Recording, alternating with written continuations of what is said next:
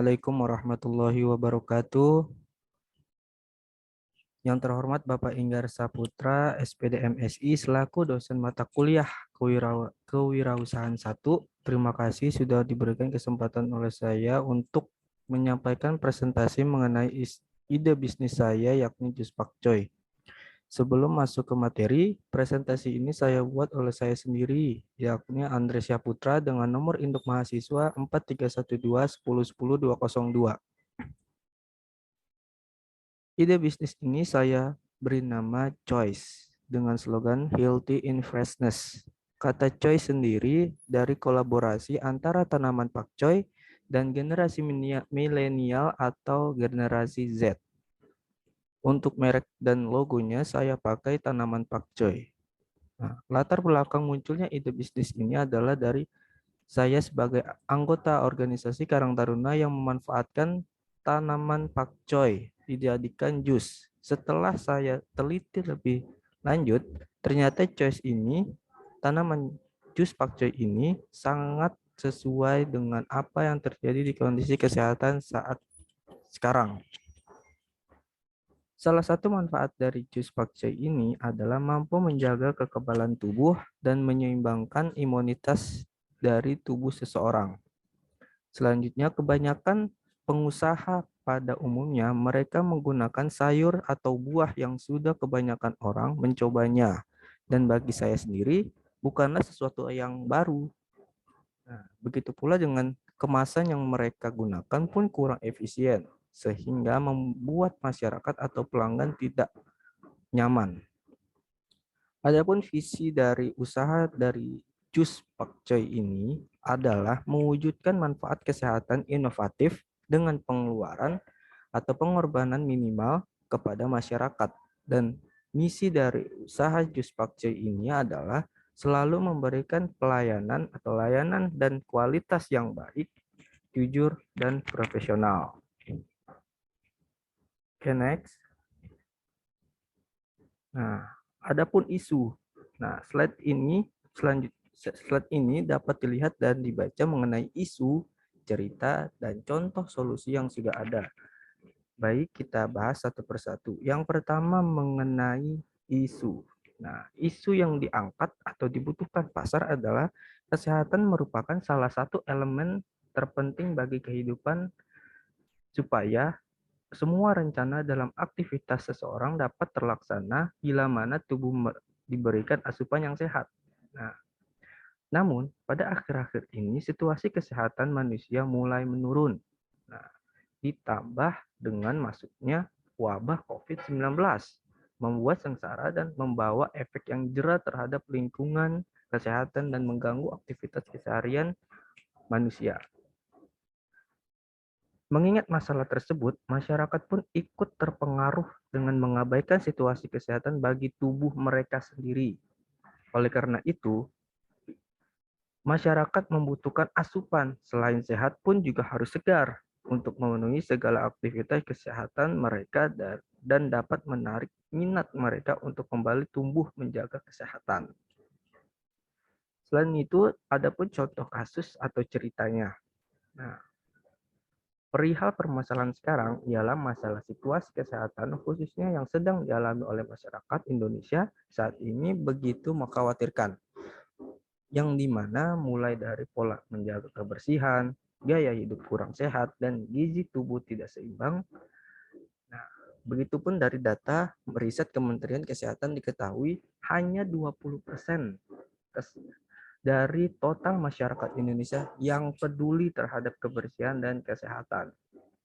Maka dari itu, dari cerita singkat di atas, sudah memberikan informasi yang pada intinya kesadaran dan menjaga lingkungan sehat, serta gaya hidup sehat masih kurang disadari oleh masyarakat. Lalu apa sih solusi yang sudah ada? Nah, setelah diteliti lebih lanjut, ternyata masyarakat memang sudah mulai dengan mengawali mengkonsumsi jenis sayuran hijau, konsumsi vitamin D, olahraga rutin, dan minum teh hijau. Mengingat hal tersebut membuat mereka jenuh dan ternyata membuat mereka bosan. Juga kekurangannya kemasan yang kurang menarik.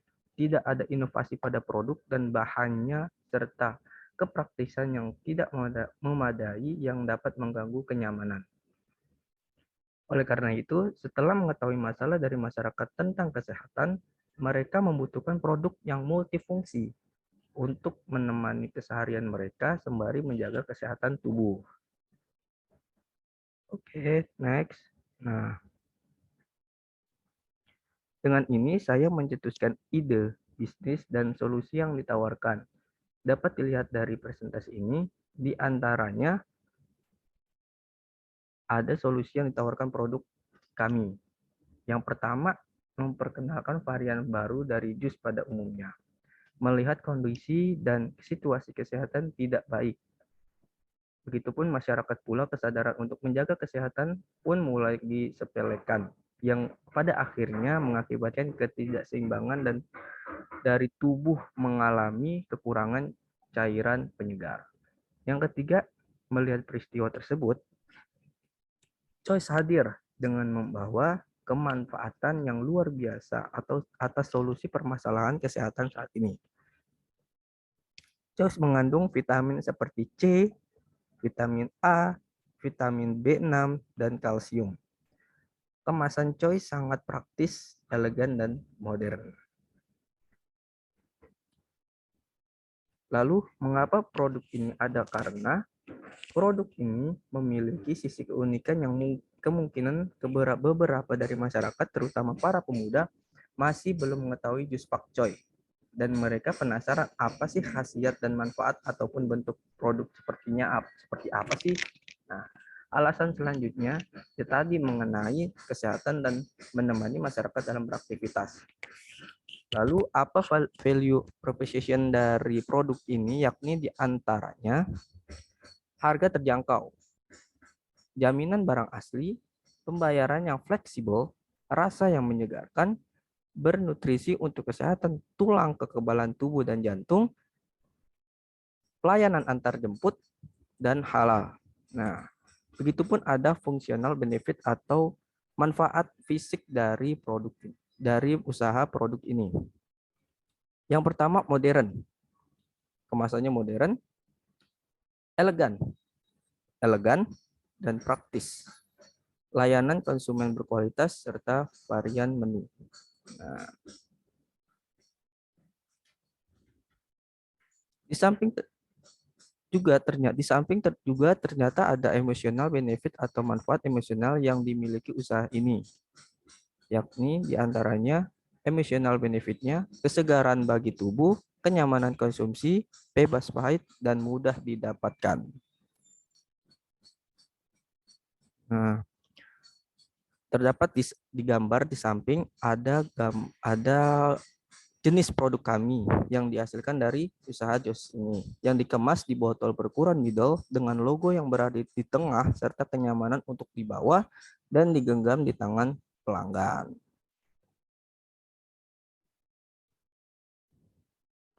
Oke, pada slide ini menjelaskan tentang apa sih input proses dan output serta outcome yang diperoleh.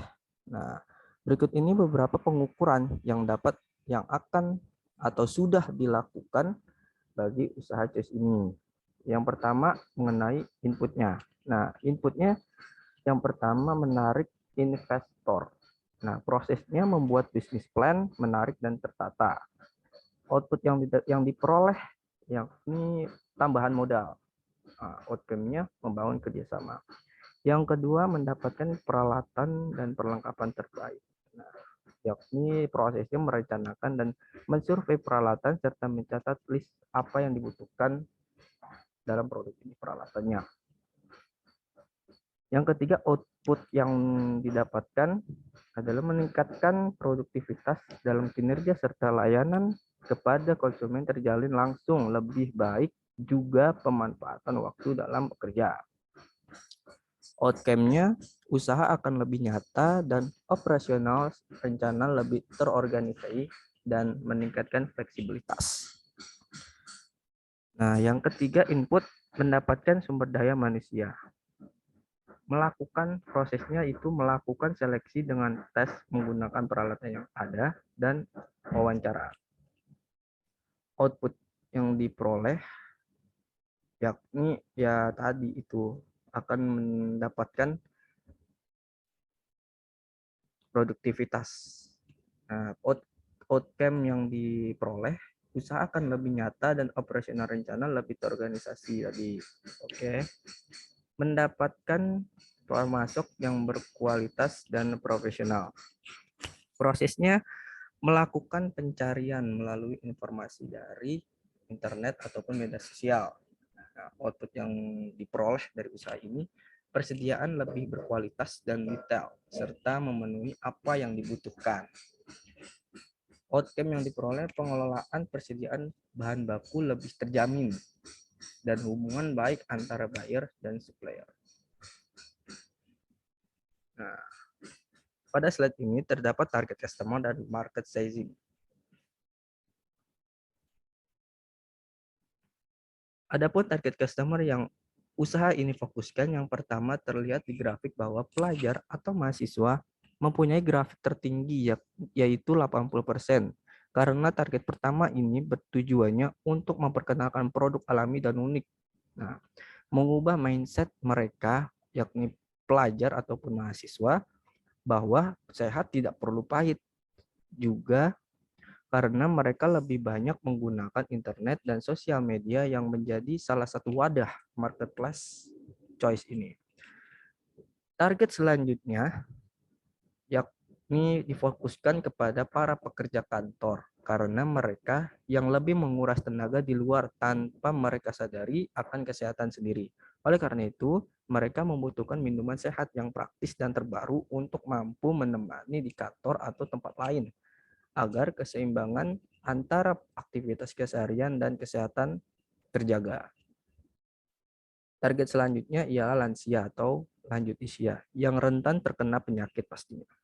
Sebab itu, mereka butuhkan pada produk kesehatan untuk membantu mereka menjaga kesehatan agar kesehatan tubuh mereka lebih terjaga. Terakhir adalah ibu rumah tangga. Selain target customer, di samping terdapat market sizing yang digunakan untuk menentukan potensi pasar dan usaha ini ke depannya. Adapun market sizing usaha choice yakni yang pertama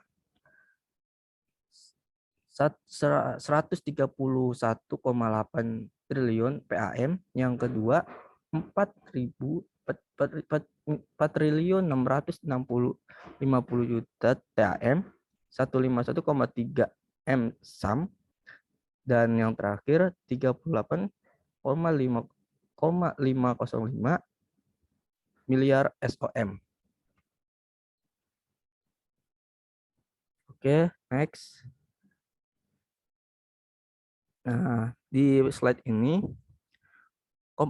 kompetisi dan posisi pesaing. Setiap kompetisi pastinya memiliki pesaing, yang dimana pesaing ini merupakan salah satu usaha yang menghasilkan produk yang sama dengan apa yang dihasilkan oleh usaha milik kita. Untuk memenangkan persaingan harus mendorong dan mencetuskan ide pikiran yang inovatif dan kreatif dengan tujuan agar mendapatkan nilai serta pembeda antara usaha lain dan dengan bisnis kita. Terlihat di presentasi, ada beberapa pesaing baik langsung dan tidak langsung dari produk yang Choice hasilkan, dikelompokkan dari unsur modern, jus buah, jus sayur, dan harga. Berikut definisinya. Untuk modern ada yogurt, buah vita, cimori. Untuk harga ada Yakult, Ultramilk, dan boba. Untuk jus sayur ada mixed fruit and vegetables juice drink, aloe vera, dan rejuve. Dan terakhir jus buah ada Flava Juice, Choice, dan Jungle Juice. Di samping juga disebutkan penjabaran antara pesaing langsung dan tidak langsung. Untuk pesaing langsung ada buah vita, Jungle Juice, mixed fruit and vegetables juice drink, rejuve, aloe vera, dan Flava Juice. Untuk pesaing tidak langsung ada boba, Ultramilk, Cimory, Yogurt, and Yakult. Nah, pada slide ini, sumber-sumber pendapatan yang mungkin kami dapatkan dari choice ini. Selanjutnya, hal ini menjelaskan yang pertama dari penjualan. Harga per unit dengan 25.000 dengan COGS atau HPP per unit 17.000 dan laba kotor yang didapatkan 8.000. Sumber pendapatan kedua dari jual varian baru dengan harga 28.000, COGS 20.000 dan laba kotor 8.000. Untuk sumber pendapatan ketiga dari paket detox dengan harga 150.000, COGS 60.000 dan laba kotor 90.000. Dan sumber pendapatan terakhir dari promosi dengan harga 22,5 ribu, COGS 10.000 dan 12.500 untuk laba kotor. Terlihat pula proyeksi nilai pendapatan dari choice yang digambarkan pada sebuah tabel, yakni sumber pendapatan yang pertama penjualan. Pada tahun pertama akan diperoleh 1.250.000, tahun kedua 1.300.000, tahun ketiga 1.100.000, tahun keempat 1.150.000, dan yang terakhir tahun kelima 1.200.000. Yang kedua ada varian baru. Nah, yang diperoleh pada tahun pertama 1.540.000, pada tahun kedua 1.600.000, tahun ketiga 1.550.000, dan tahun keempat 1.500.000, yang terakhir 1.520.000 pada tahun kelima. Untuk paket detox ada 4.500.000 pada tahun pertama. Pada tahun kedua 4.200.000, pada tahun ketiga 4.100.000, pada tahun keempat 4.300.000, yang terakhir tahun kelima 4.350.000. Yang terakhir pada promosi sumber pendapatannya. Pada tahun pertama 1.350.000, pada tahun kedua 1.400.000, pada tahun kelima 1.300.000, tahun keempat 1.500.000, dan tahun kelima 2 juta. Nah, total pendapatannya dapat dilihat tahun pertama 8.640.000, tahun kedua 8.500.000, tahun ketiga 8.050.000, tahun keempat 8.450.000, dan tahun kelima 9.070.000.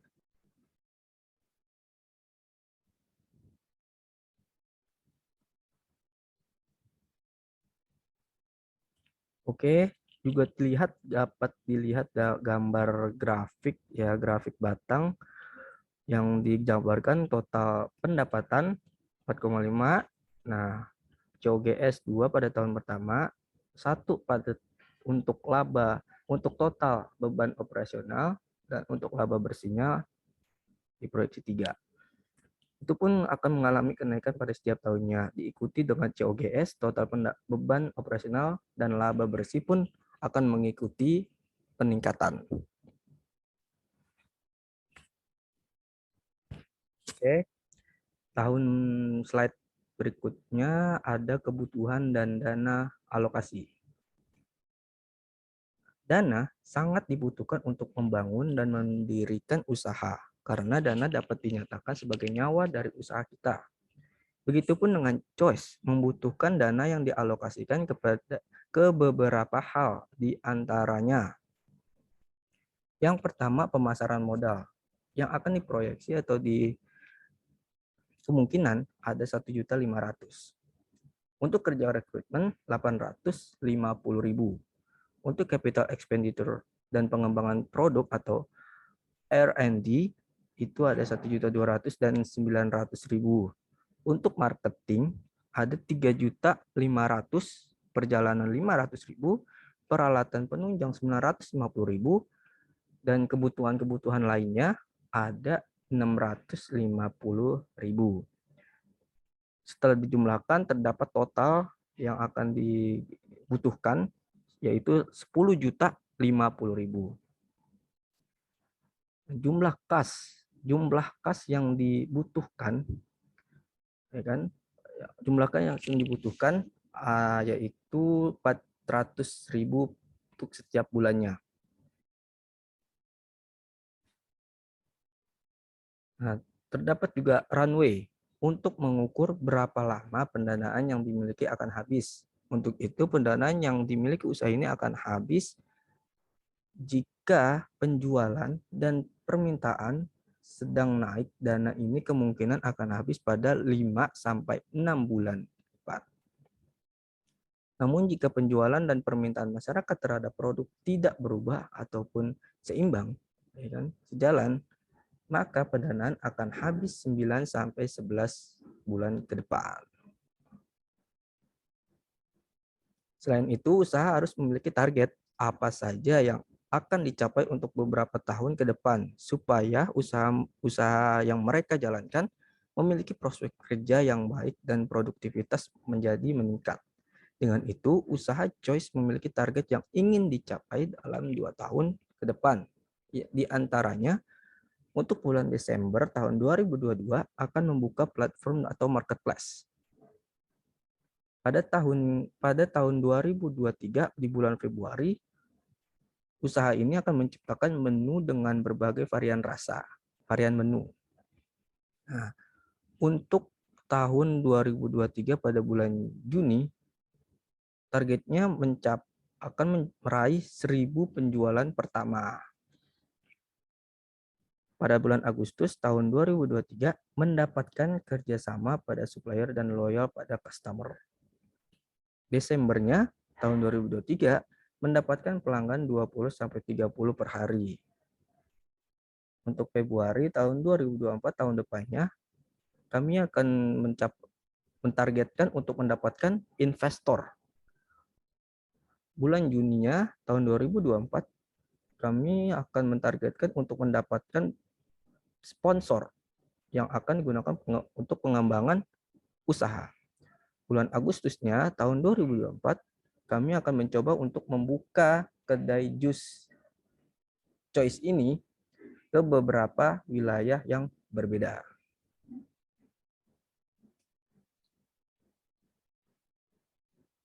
Nah, untuk mencapai target dan tujuan, usaha harus memiliki strategi khusus yang harus diterapkan yang perlahan-lahan untuk mencapai tujuan dan target bisnis yang dibangun.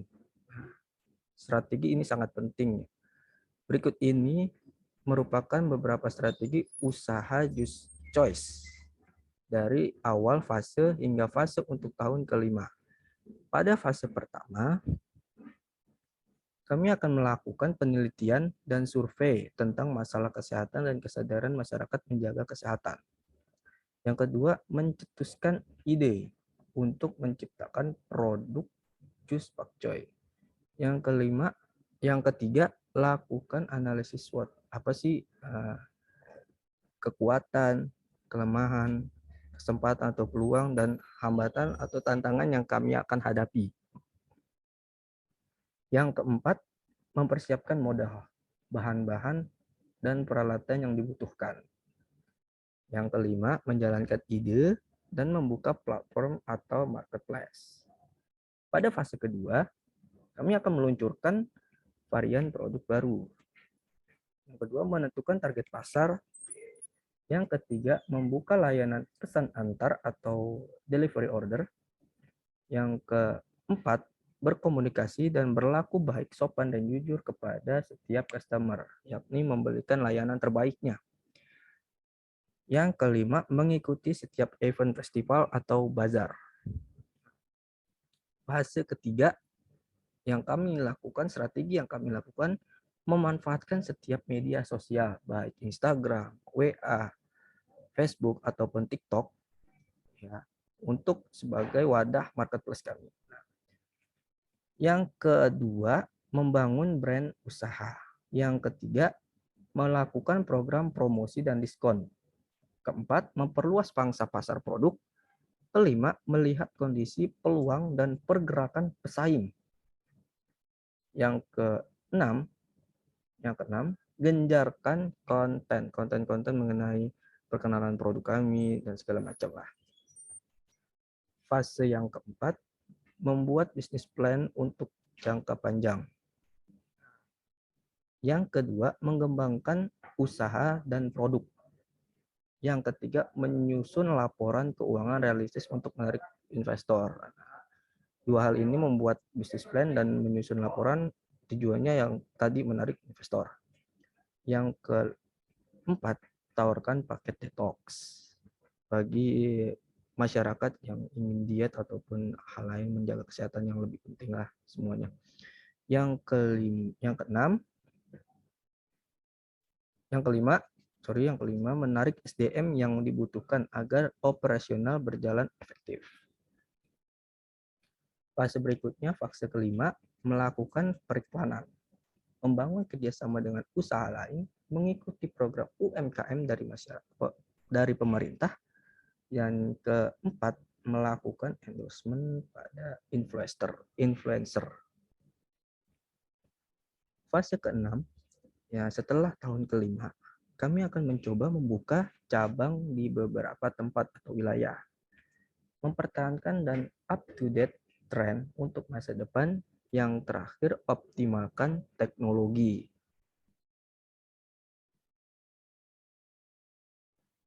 Proyeksi keuangan. Nah, pengaturan keuangan penting untuk menghasilkan informasi. Apakah penghasilan atas kegiatan operasional yang dilakukan mengalami kenaikan atau tidak, dan mengetahui kas serta beban yang kita peroleh terhadap usaha yang dijalankan. Bisnis dapat membuat proyeksi keuangan sebagai perencanaan keuangan untuk usaha guna memperkirakan jumlah biaya yang mungkin timbul dan proyeksi pendapatan yang akan diperoleh untuk periode tertentu. Nah, terdapat e-tabel yang merupakan proyeksi keuangan dari usaha choice. Pada pendapatan akan dijabarkan menjadi 4, yakni penjualan, hasil varian terbaru, detox, dan promo. Untuk per tahun pertama, ya kami dapatkan 100 karena masa perkenalan. Mungkin orientasi ini akan cukup lama karena produk ini terlihat baru oleh masyarakat. Yang kedua, hasil varian baru. Pada tahun pertama, khususnya ya, kami akan mencoba perkenalan dulu melalui media-media yang digunakan oleh masyarakat. Pada tahun kedua akan mulai peningkatan pendapatan. Tahun ketiga pun berikutnya mengalami peningkatan. Setiap tahunnya sampai tahun kelima akan mendapatkan peningkatan. Pendekatan pada akhirnya penjualan akan memperoleh 10.500.000. Untuk hasil varian terbaru yang pada akhirnya akan mendapatkan 8 juta. Detox akan mendapatkan 4.500.000. Untuk promo akan mendapatkan 7 juta. Nah, total pendapatannya setiap tahunnya mengalami kenaikan yang cukup meningkat. Nah, pada tahun kelima yang pada akhirnya akan memperoleh 30 juta. COGS pun akan mengikuti pendapatan. Yang tahun kelima terdapat 11.500.000. Nah, laba kotor yang kami terima pada tahun pertama 676.500.000, tahun kedua 2.400.000, tahun ketiga 3.100.000, tahun keempat 9.500.000, dan tahun kelima 18.500.000. Beban pun kami jabarkan juga menjadi 4. Ada R&D, gaji dan upah, perlengkapan, dan administrasi. Yang dimana setiap tahunnya mungkin meningkat diikuti dengan pendapatan. Total beban yang kami peroleh setiap tahunnya ada 410.000 pada tahun pertama. Pada tahun kedua 1 juta, pada tahun ketiga 1.300.000, tahun keempat 4 juta, dan tahun kelima ada 8.500.000. Nah, EBITDA pun kami jabarkan menjadi beban bunga, pajak, beban operasional, dan amortisasi. Yang dimana juga mengalami kenaikan pada setiap tahunnya yang akan kami usahakan untuk meminimalkannya. Beban bunga pada tahun pertama 150.000, tahun kedua 200.000, tahun ketiga 250.000, tahun keempat 300.000, tahun kelima 400.000. Pajak pun juga 200 pada tahun pertama, 300 pada tahun kedua, 350 tahun ketiga, 450 tahun keempat, dan 500 pada tahun kelima. Beban depresiasi pun juga 70.000 tahun pertama, tahun kedua 90.000, tahun ketiga 100.000, tahun keempat 200.000, tahun kelima 300.000. Beban amortisasi yang awalnya 50.000, yang pada akhirnya pada tahun kelima mencapai 250.000. Dan laba bersih pun terlihat pada tahun pertama 266.500, pada tahun kedua 1.400.000, pada tahun kelima 1.800.000, tahun keempat, tahun ketiga 1.800.000, tahun keempat 5.500.000, dan tahun kelima mencapai 10 juta. Begitulah proyeksi keuangan dari usaha Choice ini. Baik, mungkin itu saja. Mungkin itu saja usaha Choice dengan nama Choice ini, yakni merupakan suatu ide bisnis dari saya pribadi. Saya ulang, dari saya pribadi. Bagi saudara yang ingin mengetahui lebih lanjut mengenai produk atau usaha ini, dapat dilihat di Instagram kami @choicehealth dan Facebook kami choicehealthja.